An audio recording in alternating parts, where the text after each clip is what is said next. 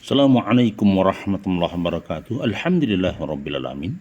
Semoga hari ini kita dalam keberkahan dan kebaikan dan senantiasa diberi keselamatan oleh Allah, keselamatan fid dunia wal akhirah. Baik, hari ini kita mencoba tafakur filin, mengajak teman-teman semuanya untuk sharing. Barangkali ketika ada sesuatu yang kurang mohon dimaafkan, tetapi mohon bisa melengkapi. Baik, hari ini sebuah tema bahasan berkaitan dengan apakah seseorang ini dalam keberkahan, dalam bingkai iman dan takwa. Yang pertama adalah, kalau misalnya kita sebagai seorang insan, kita senantiasa takut kepada Allah. Ya. Bahkan tetapi di antara kita kadang lupa diri, takutnya pada dunia, bukan pada Allah. Bahkan ketika seseorang ketakutan miskin, ketakutan fakir, ini seakan-akan bicara dunia, bukan ketakutan akhirat. Tetapi yakinlah bahwa kehidupan akan berjalan apa adanya, asalkan sesuai dengan rule dan aturan main yang ada. Jadi jangan pernah merisaukan dunia, karena dunia ini sifatnya fana. Dunia ini tidak ada yang abadi. Patah tumbuh hilang berganti. Patah satu hilang 1000, hilang 1000 tumbuh 10.000. Itu yang terjadi. Jadi dunia hanyalah hiruk pikuk kehidupan yang fana. Baik, kita lanjutkan sharing kita hari ini yang berkaitan dengan eksistensi kehidupan kita. Kalau kita mengacu dari Quran surat Yunus ayat 62 sampai dengan 63 bahwa ketahuilah sesungguhnya wali-wali Allah tidak takut atas mereka dan mereka tidak bersedih. Mereka adalah orang yang beriman dan bertakwa. Kata kuncinya beriman dan bertakwa. Nah, beriman yang mana? Beriman kepada Allah, beriman pada qadar Allah, beriman pada takdir Allah, beriman pada akhirat, ada kehidupan setelah dunia. Ingat ini, kadang orang hanya berpikir tahapan dunia, melupakan tahapan akhirat. Itu yang terjadi. Maka sekali lagi, jangan pernah lupakan kehidupan setelah dunia. Ada kehidupan akhirat. Ono alam kelanggengan. Ono alam kelanggengan. Apa itu? Langgeng itu alam bahoh, alam abadi, yang itu menjadi titik tuju kita, yang itu akan menjadi tujuan kita sebenarnya. Lah, siapa itu? Ya, beriman. Ketika kita beriman, kemudian dijabarkan dan diaplikasikan dalam bentuk takwa Allah, bertakwa kepada Allah, dengan menjalankan syariatnya, meninggalkan apapun yang dilarang Allah. Apapun yang dilarang Allah di dalam firman Allah, apapun yang dilarang dalam syariat Allah, pasti punya tujuan positif di dalam menjaga marwah kehormatan insan. Apapun yang dilarang Allah pasti menjaga insan dari kehancuran. Ya. Apa yang dilakukan Allah pasti mengangkat derajat manusia dari derajat yang kurang baik, turun derajat hewan menjadi derajat yang mulia. Jadi pasti. Nah, kalau sudah meningkat lagi levelnya, beriman dan bertakwa, hatinya tidak pernah galau. Tidak pernah galau soal makan, tidak pernah galau soal pekerjaan, tidak pernah galau soal kehidupan, tidak pernah galau masalah krisis, pandemi, dan apapun tidak berguna. Karena dia bersandar kepada Allah.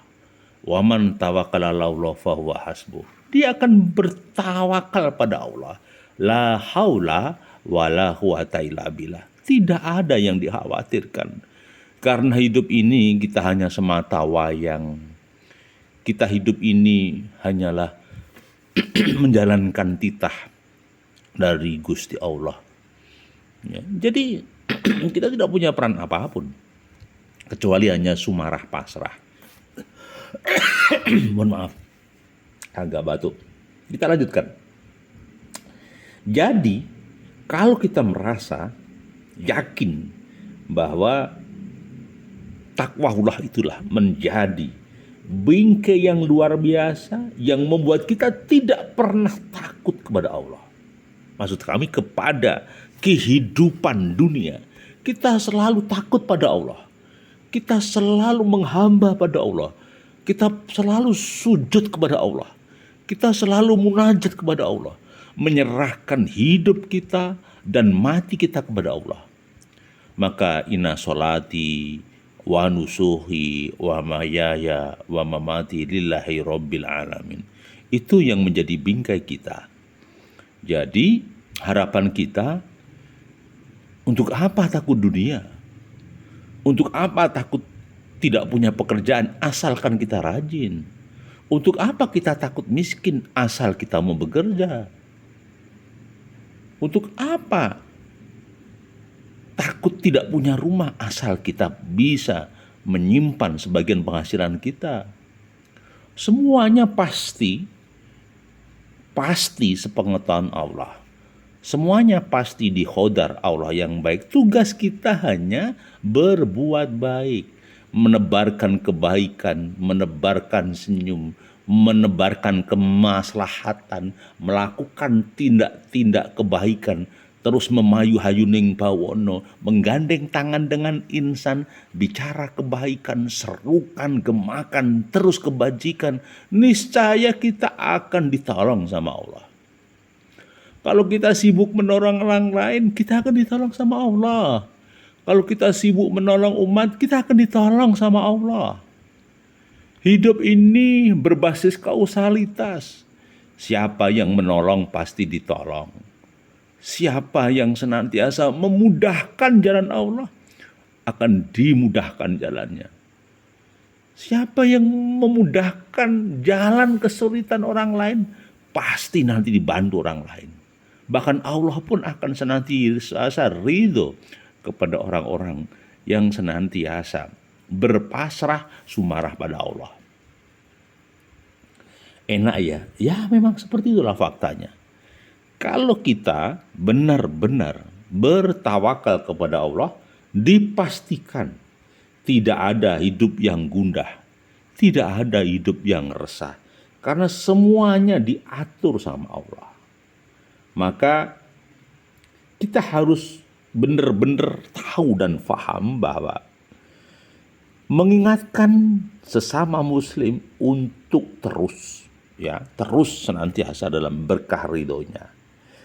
Nah, makanya jangan lupa berpaling.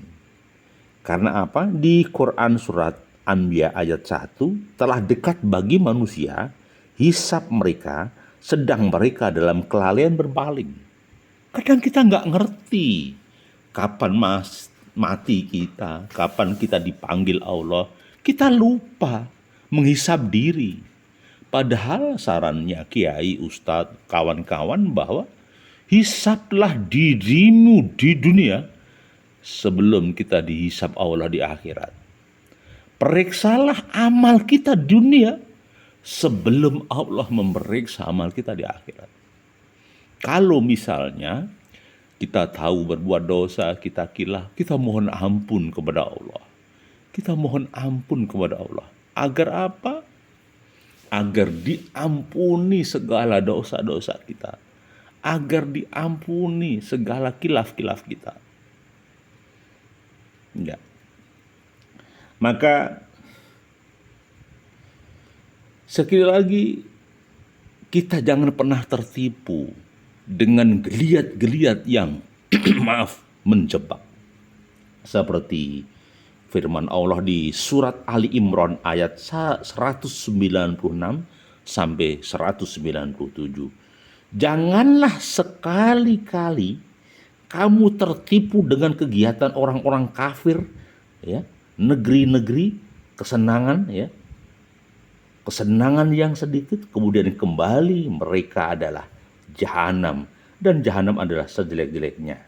Janganlah sekali-sekali kamu tertipu dengan kegiatan orang-orang kafir, negeri-negeri kesenangan yang sedikit, kemudian kembali mereka adalah jahanam, dan jahanam adalah sejelek-jeleknya alas. Maksudnya begini, janganlah sekali-kali kita ini, ya, tertipu dengan kegiatan orang-orang yang kafir. Negeri-negeri yang mereka banggakan ini hanya sedikit. Akhirat itu bagaikan seandainya jemari kita berada di lautan, ya, dicelupkan air lautan, diangkat. Air di lautan itu akhirat.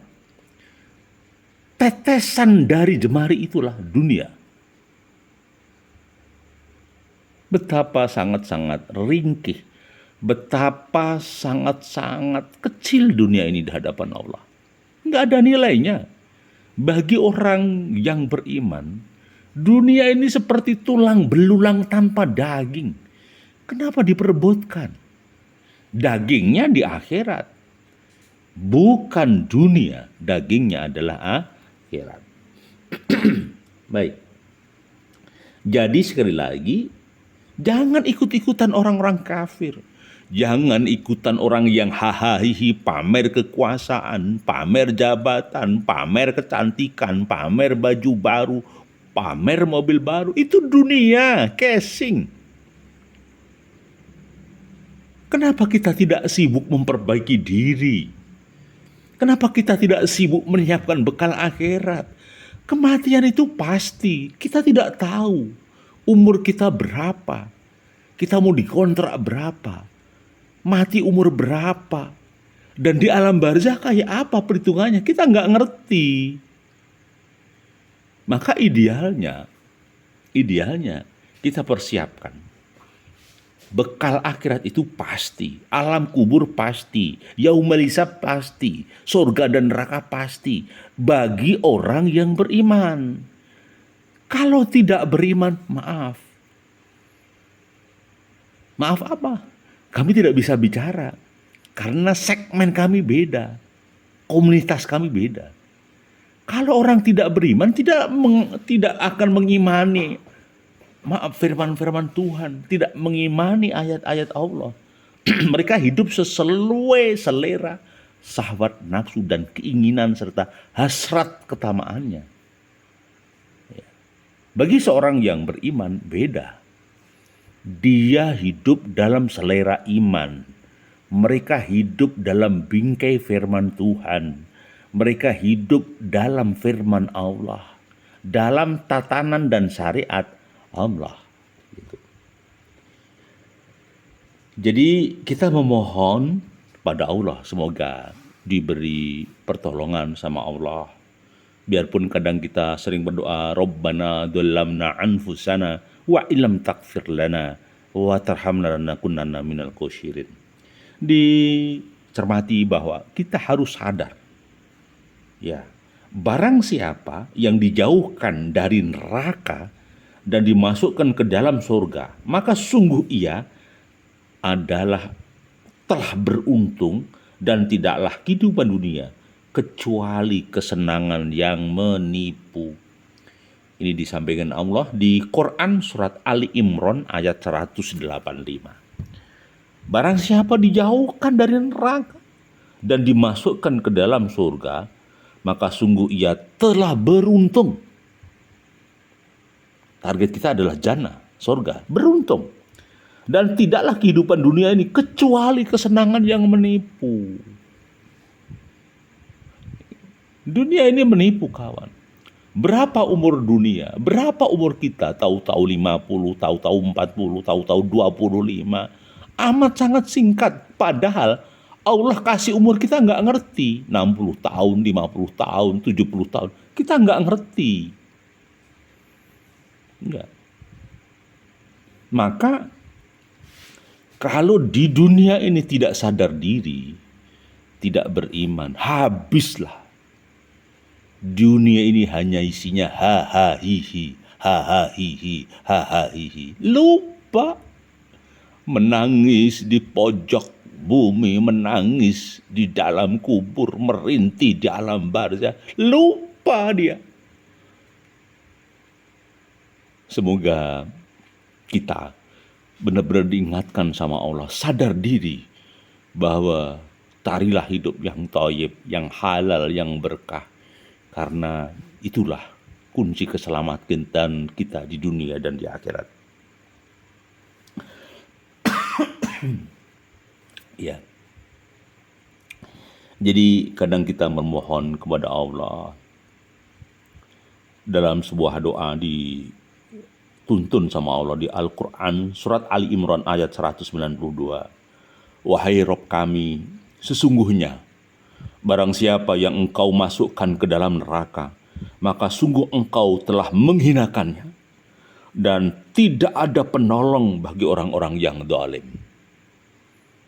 Kami ulang, wahai Rob kami, sesungguhnya barang siapa yang engkau masukkan ke dalam neraka, maka sungguh engkau ya Allah telah menghinakan dan tidak ada penolong bagi orang yang zalim.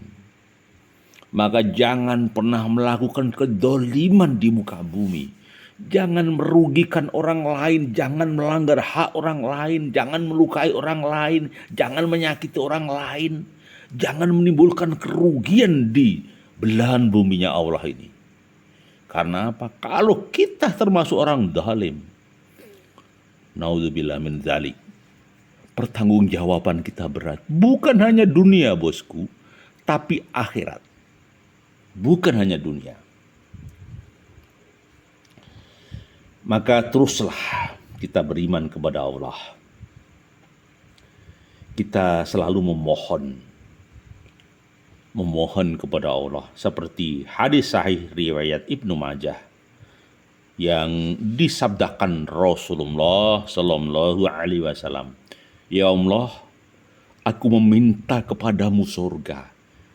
Dan apa yang mendekatkan kepada surga, baik ucapan atau perbuatan, dan aku berlindung kepadamu dari neraka, dan apa yang mendekatkan kepada neraka, baik ucapan atau perbuatan. Kita memohon sama Allah, perkataan kita, lisan kita, perilaku kita jauh dari nerakanya Allah. Kita memohon kepada Allah, ya Allah, dekatkan semua perilaku ini ya Allah kepada surganya Allah, kepada jannahnya Allah. Bukan murka dan nerakanya Allah. Bukan laknatnya Allah. Bukan balanya Allah. Tetapi kepada ridhonya Allah.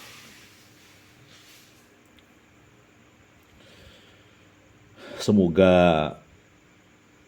kita termasuk orang-orang yang diridhoi oleh Allah. Semoga kita diselamatkan oleh Allah dari perilaku-perilaku mungkar, dari perilaku-perilaku yang akhirnya kita ini terperosok di lembah neraka. Sekali lagi terima kasih atensinya. Masih bersama kami Sukamto Sastro di Mojo Channel. Mohon maaf bila paparan kami ada sesuatu yang kurang berkenan. Mohon masukan, mohon kritik, mohon disempurnakan agar ini menjadi jalan dakwah kami, agar ini jadi sedikit setetes embun religi untuk bekal amal jariah kami besok di akhirat. Terima kasih, berkenan mohon dimaafkan banyak salah dan khilaf kami. Masih bersama kami Toto Sukamto di channel Sukamto Sastro di Mojo Channel. Assalamualaikum warahmatullahi wabarakatuh.